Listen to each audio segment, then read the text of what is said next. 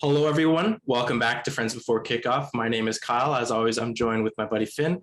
And today we're going to take a look at some of the transfers that have happened in world football this summer.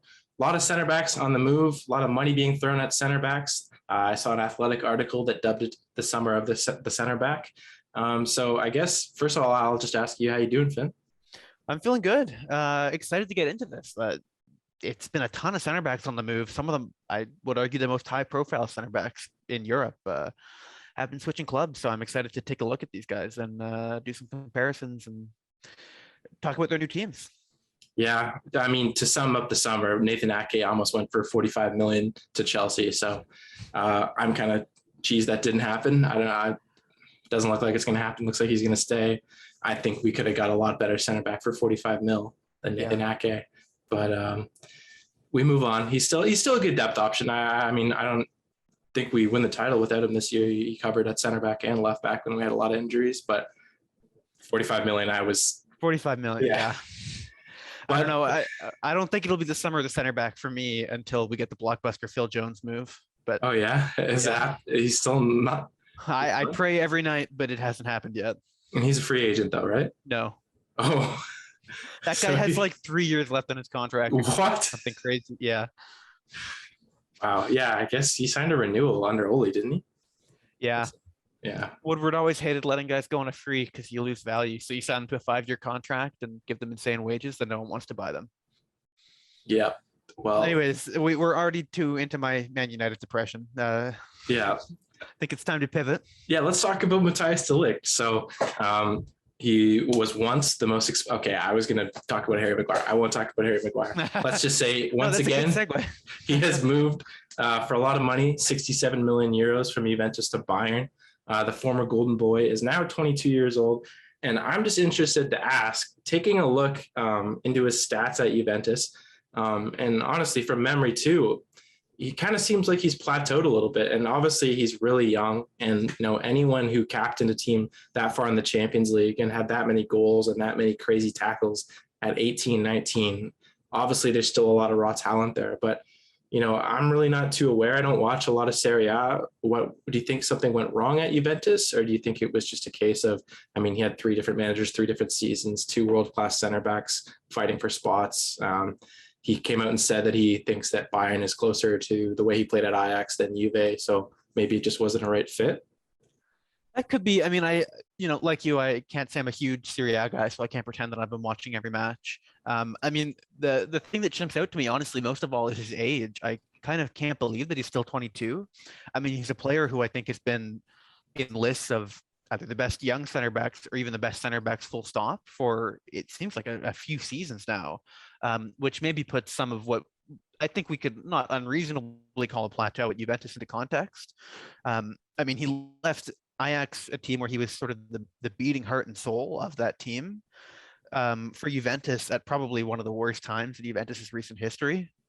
So, I mean, I think players can still shine in clubs in the state that Juventus are in. It's not impossible. They've certainly had players who have looked good the last few seasons for them.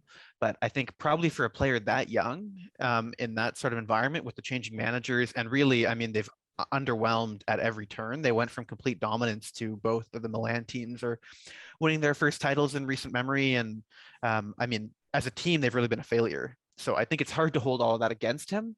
I think he certainly would have liked to see more from him, given that, I mean, it's over 100 million cumulatively that clubs have paid for him now with this Bayern move. But I don't think that I would, write him off based on the Juve form, and I don't think I would put the Juve form at his feet either. Yeah, that's kind of where I feel, where it's got to be somewhere in the middle of, he's fallen off and, he's world-class still. I think, just the fact that it was really only Bayern and Chelsea being talked about kind of speaks volumes about, when he was 19 and that's 2018, 19 after that Champions League run. I'm pretty sure every club in the world was keeping tabs on him. Yeah, I think it's more just, I mean, 22 is still incredibly young for a center back. And there's a lot of raw talent there. Nagelsmann's a fantastic coach. I think, also I think he's stepping into a situation in Bayern where he is going to start. Like, I don't know why they spent that much money on him when what they plan to kind of ease him into the team. Because at that point, I mean, he just started, took Ajax to the semifinal. He beat Juve. I don't know why they weren't starting him, but now, I think Bayern's defense has looked shaky since Alaba left. Looking at their numbers, Upamecano and Hernandez are both really good at, ball progressions and passing and stuff like that. But if you want to talk about, like, there's going to be times when you're Bayern, I mean, maybe not in the Bundesliga, but when you come against Real Madrid, Man City, Chelsea, whatever, you're going to need guys to sit back and just block, absorb pressure. And I'm not sure if Hernandez is that player. He's actually the only player that Bayern have ever spent more money on than De Ligt, which is nuts. Wow. I think Upamecano is still raw, but I think if you put a guy like that, not to say De Ligt isn't a great on the ball, but if you put a guy like De Ligt that's more of a warrior type next to Upamecano, I think it's a better center back pairing than having two of those guys, especially considering Hernandez is not that tall. Like, De Ligt is kind of the prototypical center back. What more could you ask for in the modern day? I mean, I've kind of wanted at Man City pretty much as soon as he's come on the scene. So I think I think he should take this move in stride and thrive, and Bayern will be right back at the top of the world. I mean, also you got to consider he's going to be training in that Bayern gym. That's true. No, I agree. I mean, even despite, I think, the dip in form, that I think it's fair to attribute to him. And if that's shaking your faith, that's not unreasonable, although I don't think you should write him off. I think every top club would have lined up for him. I think Bayern and Chelsea were the obvious ones with money to burn and center back vacancies, so that makes sense. But yeah, I mean, I think he'll be a fantastic fit at Bayern. I think culturally, they're really similar to Ajax in terms of the tight-knit kind of family structure between the players all the way up to their administration, which I think will probably help him feel more at home. Same with the passionate fans, not to disparage Juve, but I tend to think of the Bundesliga and the Eredivisie as sort of linked in that sense. I think on the field too, for all the reasons you listed, he'll be incredible. I think you talked about sort of needing to sit back and absorb pressure in the Champions League. I think he's going to put up some pretty impressive numbers going forward in the Bundesliga, because I mean, think of how many matches Bayern just dominate possession when, I mean, how many, like a dozen corners more. And I think that's the kind of thing that he can feast on. Really, I mean, we saw it at Ajax and in that Champions League run where they knocked out Juve. So I think, I mean, obviously you want him to be doing the defending primarily, but I wouldn't be surprised to see his goals numbers particularly high, even for a defender.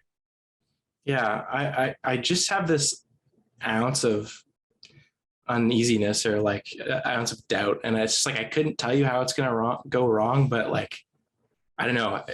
I just feel like we can't be as 100% sure as we were when he was 19. I agree. But I couldn't find any good, maybe I should talk to some of my friends that watch the league more, but I couldn't find any good reasons. It was just talking basically about how Juve were a team constantly in transition. Look at all the crap they had going on with the deals between Arthur Pjanic and Cancelo and Danilo. Yeah, really. So I don't know.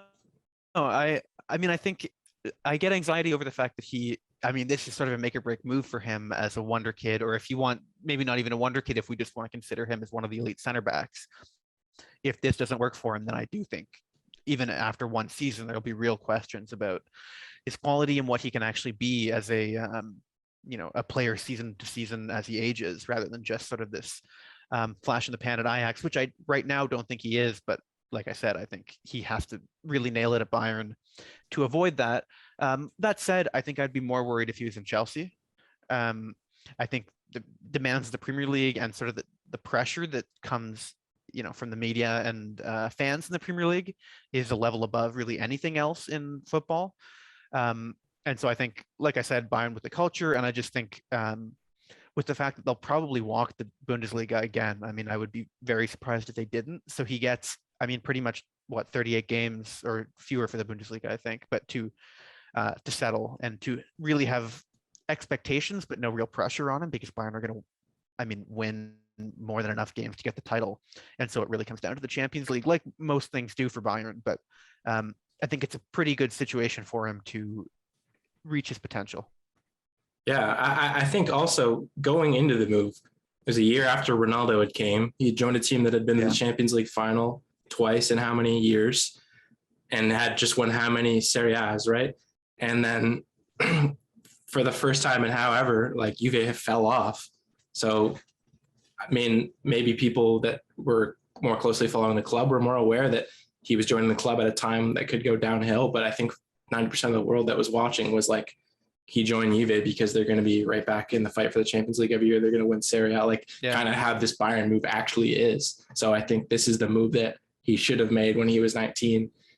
And I think there's just kind of too much leaning in his favor that this doesn't, that he doesn't at least reach, you know, the levels that David Alaba, I mean, one of the best center backs of our generation, but I think but we're talking about De Ligt that could have been the best center back of our generation. So I think he will at least be like world class and they won't miss Nicolas Sula, or Lucas Hernandez won't be fighting to take over his top spot, I wouldn't imagine.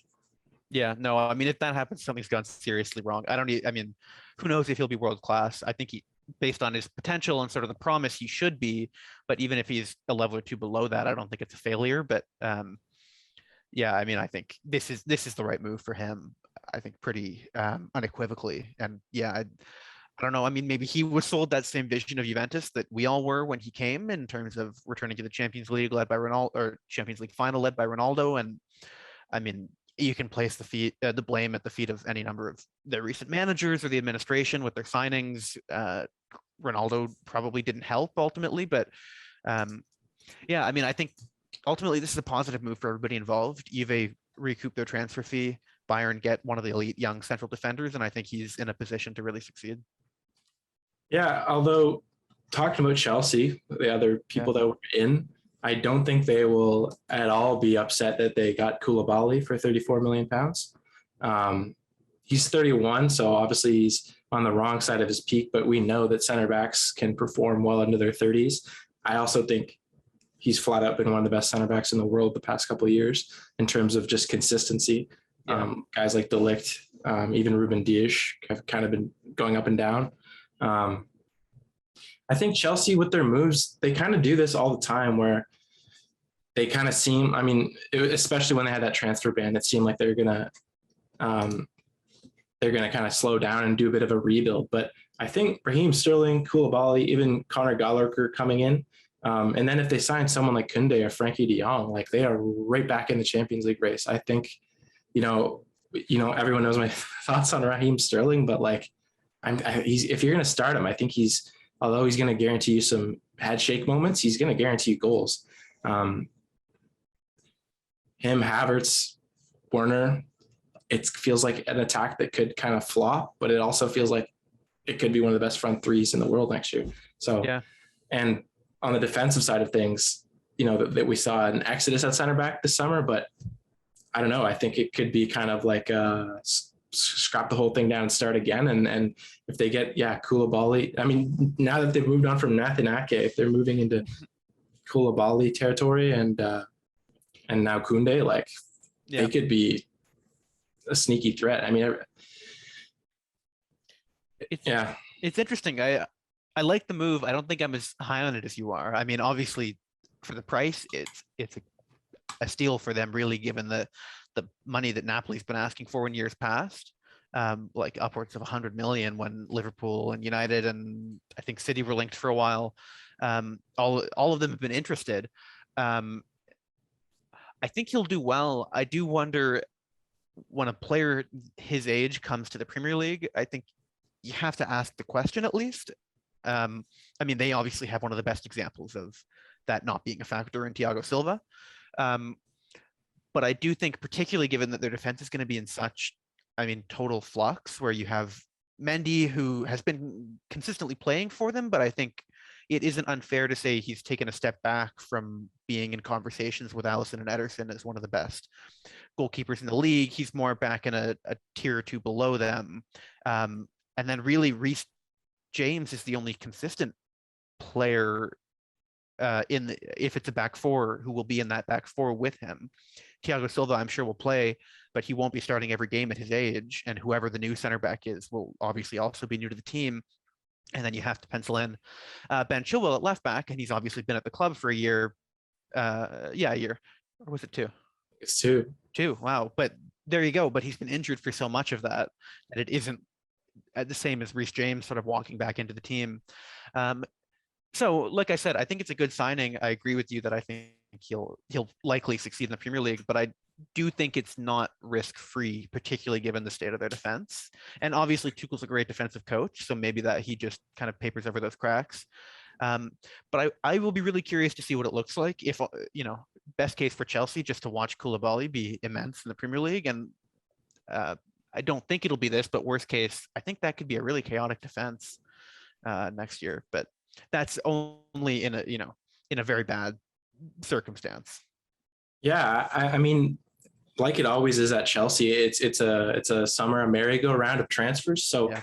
It is like you kind of, especially this summer with the defense, you're right. Like they're banking on a lot of moves working. So, but I just feel like they're not really like, it's not like they're buying like the summer when they bought a bunch of young guys and they're expecting to develop them, or like injury prone guys. I mean, Sterling's pretty injury prone. I don't know. It feels like they're kind of just taking a step up from being like, when they won the Champions League, I think they were in that conversation right before Man City and Liverpool, whereas this year, I think they kind of took a step back.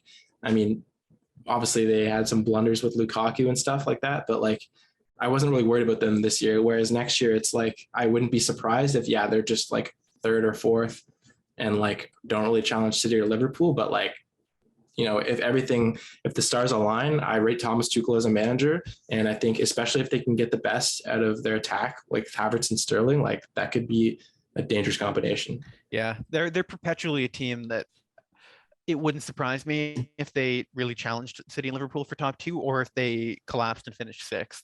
I mean, I always think that with the number of just the sheer volume of players that they have, I mean, at some point you have to think they'll get some discontent in the locker room, but it hasn't happened yet. I just mean in terms of list the number of I don't know, young midfielders that are on that team that aren't being loaned out. In terms of Gallagher, Loftus-Cheek, Hudson-Odoi, Pulisic, and those are sort of just more the fringe ones who aren't actually starting. So ultimately, in years past, it usually works out that they just have incredible depth, and sort of you'll get a hat trick from Christian Pulisic one game, and then he won't play for a month, and that seems to work for them. So who am I to criticize? But I do just always sort of have this niggling feeling with Chelsea that at some point the cracks are going to show. But like I said, Koulibaly is a good signing. Reece James is a good player. Mendy's hit high heights. Like, I think you're right. I have faith in Tuchel as well. So this easily and probably more likely will be an incredibly solid defense next year at a minimum. Right. So moving on, this was a move that kind of caught me by surprise. West Ham signed Aguerd from Stade Rennais. He's a 26-year-old Moroccan center back. They spent £31.5 million, although Transfer Market only have him viewed at 10.8. And what I thought was kind of interesting is that's actually Stade Rennais' record outgoing transfer, even though they sold Ousmane Dembele, Mendy, Rafinha, Camavinga, and I think there's even some more. So a lot of money on a guy that I'm sure that we're not kind of the only ones that are a bit on the dark. He does have some good numbers, but I think he's only spent 2 years in Ligue 1. So he kind of spent most of his developmental years at worse teams. I think he was at Dijon before, and then in Morocco before that.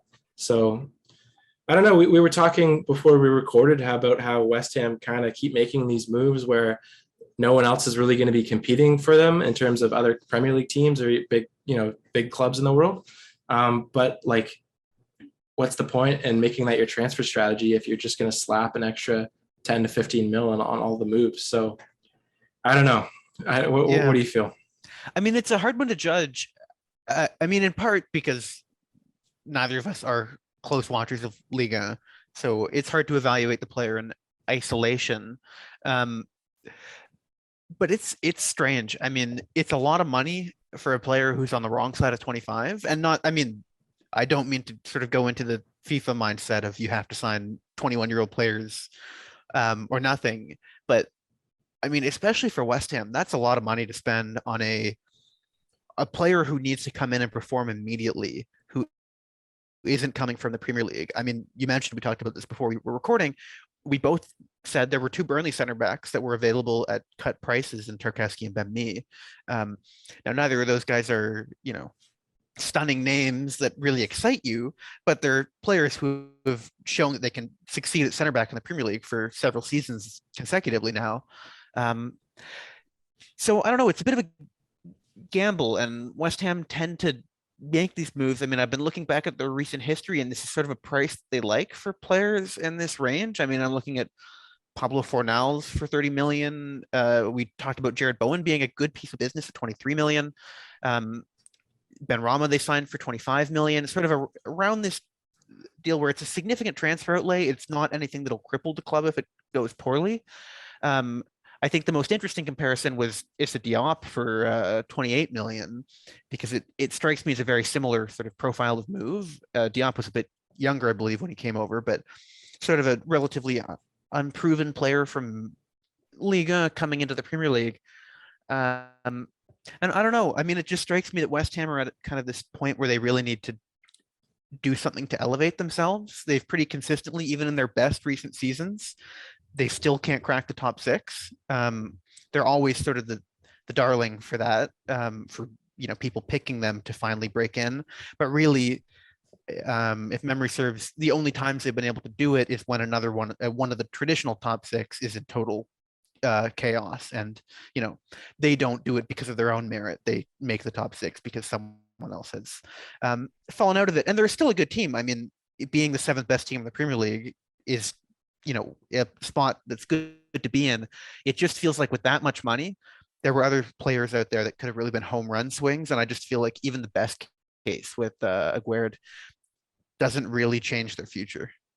Yeah, I think if excuse me, if West Ham's strategy is that they want to kind of sign these unknown guys, make them Premier League proven, and who knows, maybe in a couple of years we'll see this team kind of fall apart, and big teams will snatch the Bowens and the Fornals. But if I were them, like you're saying, when you're on the fringe of cracking into that top six, like why not spend that money that you have? On just guys, a mix, maybe even like, I think when you're Man City, you can afford, they like to spend up until recent history, they like to buy guys that were in that class below that the players that all are fighting for and make them into their own stars. But that's Man City. They have one of the best development systems in the world. They know they can do that.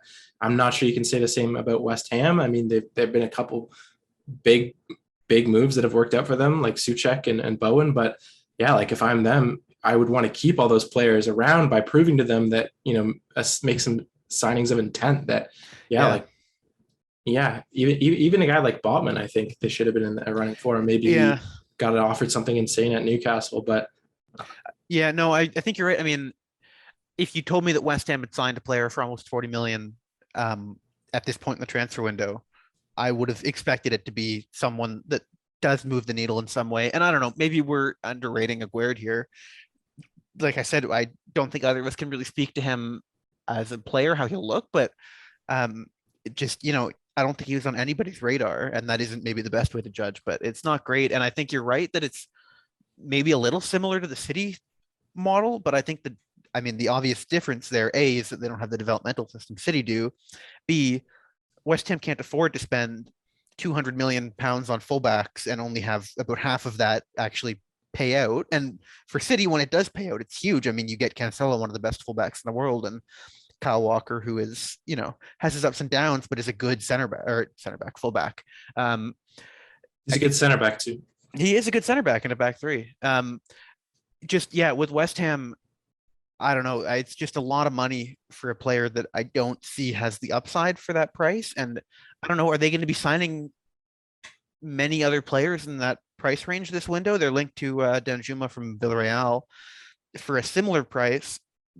I don't really see much more for them after that. I could be surprised, but I don't know. It feels like they've sort of not gone all in, but made a serious move for a player that probably doesn't warrant it. I mean, you could have told me they signed him for 15 million and I wouldn't have batted an eye. But again, maybe that's my ignorance. Yeah. Although I don't know, with the amount of money Premier League clubs are spending right now, that's true. Tottenham lead the league in expenditure this summer. And then also maybe there's something we don't know, and maybe someone wants out, so they're kind of anticipating they'll have money to buy a forward, because that's kind of where I would be looking. We just mentioned, though, that being said, that the Smarter Scout pie graph from The Athletic, which is adjusted for Premier League standard, has him 91th percentile aerial duels quantity, 75 percentile defending impact, 76 percentile XG from ball progression, and link up play volume 70%, ball retention 69. So it's certainly not like they're signing an unfinished. I mean, he probably does have room to grow, but it's not like they're signing some 26-year-old guy that had one good season, and he's really raw, and they're kind of expecting take the next step. I would say he probably is an upgrade on Diop or Dawson. So no, I think that's fair. I think it's just a move that sort of has to work out for them. I mean, maybe he is another Souček, although Souček they signed for a fraction of what they paid for Guerd. And we're talking about him in 2 years going for 60 million to Real Madrid or Chelsea or somewhere like that. But yeah, I mean, he could work. It feels like a lot of money for a player with a lot of questions for a team like West Ham to be spending. Yeah. All right. But I mean, I'm fully prepared to eat crow on this one. Yeah, me too. I can't say that I have the background to have a strong take on this, but it just seems like a lot. All right. So let's move into your area of expertise, Manchester United. What's this guy's first name? Is it Lisandro? Lisandro Martinez. Is he 5'9", 24 years old? All my information's accurate. All right. I'll just let you take it away on this one. Yeah. I mean, they paid probably a bit more than they should have for him, or that at least the initial quote was that they were going to pay a little lower. I don't actually mind what the ultimate price is, because I just wouldn't want to be embarrassed by losing out to Arsenal for him. And B, I think who knows what else United will be spending money on this transfer window. You stabbed a dagger in my heart mentioning De Jong to Chelsea earlier.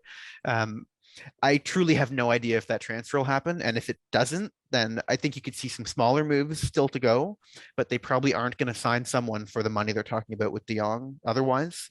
So I don't mind them saying, this is our guy, we're going to pay the extra 5-10 million to lock him down. On the pitch, it's interesting. There's been a lot of questions about his height. You have in our notes that he's the shortest center back in the Premier League, and that's true. Sky did a whole piece on it.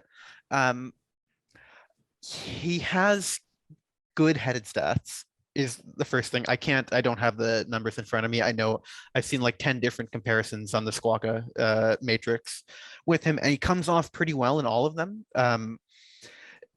which certainly helps his case.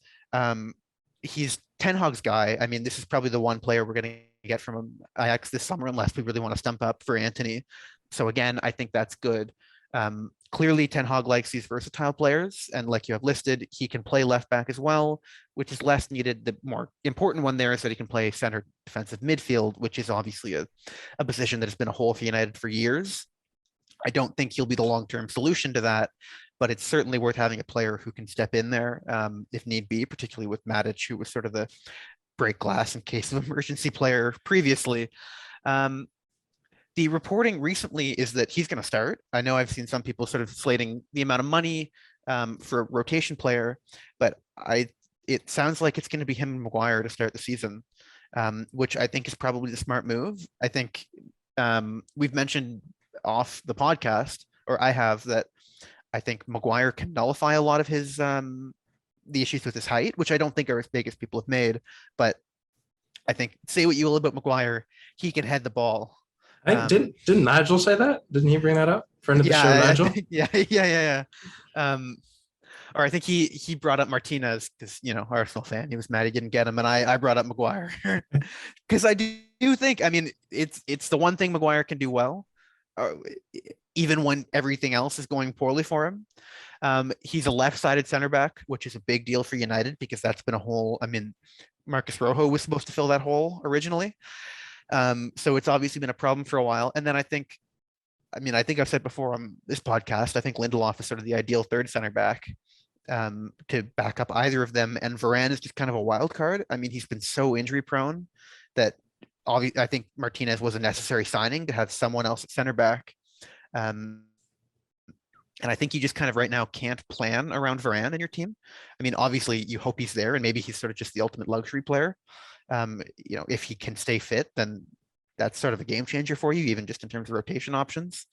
But I think he's a good signing. I think, looking at the prices paid for we probably paid a bit more than would have been ideal.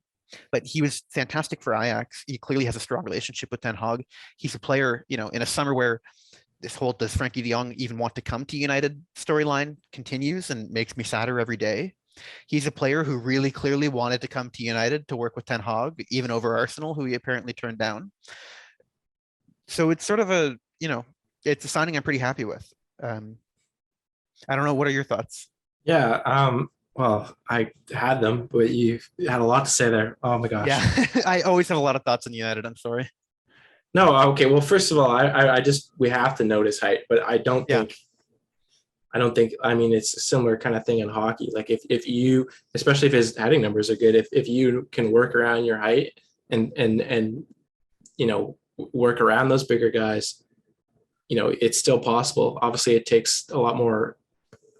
Like it's a lot easier for a bad big player to exist in the Premier League. But what I wanted to comment on is that some people kind of criticize when a manager kind of like Mourinho, for instance, has these kind of he just wants to bring in players he's worked with already. But I think when you have Manchester United, a club that's been in disarray for so long, that have been throwing money at all these players with no real kind of philosophy, that the place and an easy place to start and just to get the club turned in the right direction and so that fans aren't already at Ten Hag's throats by January, it is to sign players he's familiar with. So I guess people are excited about how your front lines looked in preseason. I've seen some United Trey tweets for some reason. They always appear on my timeline. Back.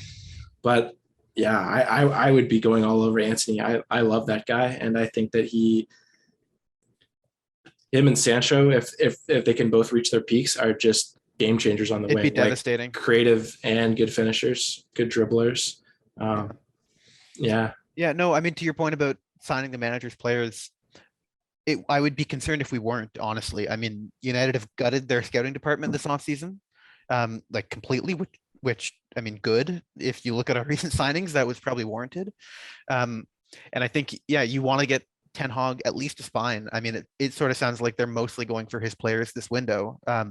If not players who have played for him, then players who he is, very well familiar with and has selected, like Malacia or Ericsson. They've been linked to Dumfries, who's sort of similar in that vein, who I'd love, but that's sort of off to the side. I think going forward, there'll be more sort of give and take between him and the scouting department in terms of who the targets are. But I think this summer, you want to get him as guys. I mean, the United dressing room has not been an ideal place to work in the last few years. And so if you can put in, I mean, I think Ericsson is going to be a really just good, calm, older head to be in there. I think Martinez is he's clearly a very passionate guy. And I think if he's, loyal to Ten Hag and can bring that to the dressing room, I think that'll really help kind of build some bridges. And I think ultimately most of these signings have to be judged by how they do on the pitch. And I think his time at Ajax and the way he plays under Ten Hag makes me optimistic for that judgment.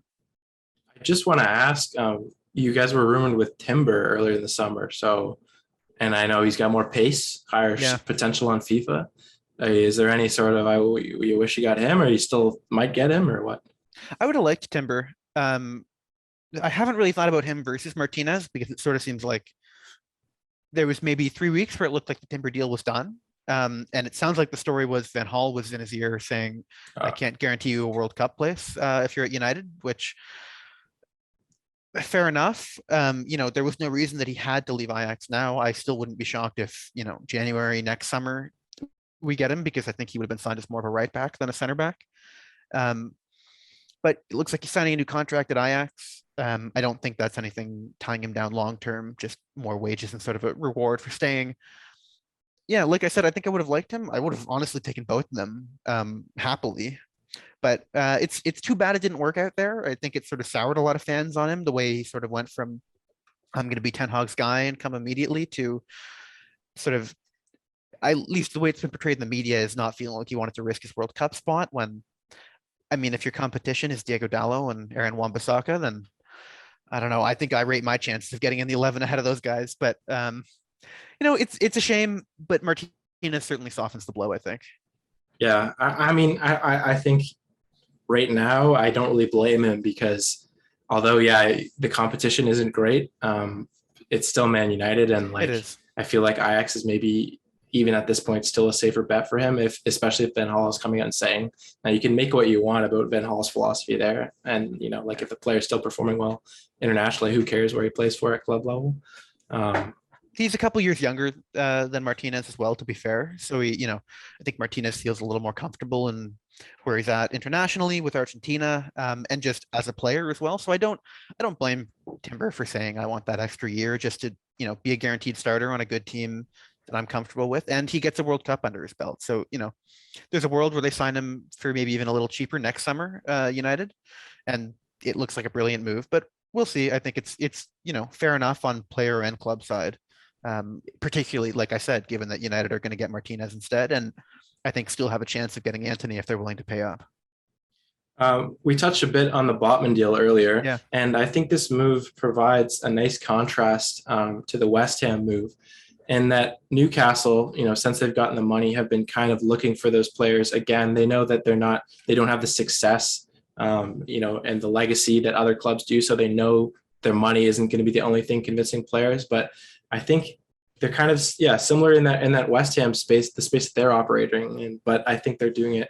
I mean, I feel like, come on, Sven Botman for the same price, is a much more safe. Like, we're talking about a Liga and title winner.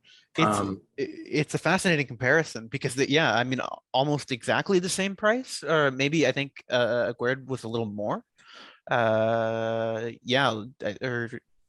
not sure. I'm sure the add-ons come into play, but same price, coming from the same league. Botman is 4 years younger, played for a better team, I would argue. Certainly a better international team. Although he obviously has a lot of tough competition there between De Ligt, who we've already talked about, Van Dijk, and Nathan Ake. And De Vrij. I mean, they're actually pretty stacked at center back. But yeah, I mean, I think this is a really smart move for Newcastle. I've kind of really respected the stance they've taken. That sort of, even though we have money now, we're not going to be taken advantage of. It's a stance I wish Man United would have more often. It looks like good business. He's a young player. You're right. He has the title-winning pedigree on Lille.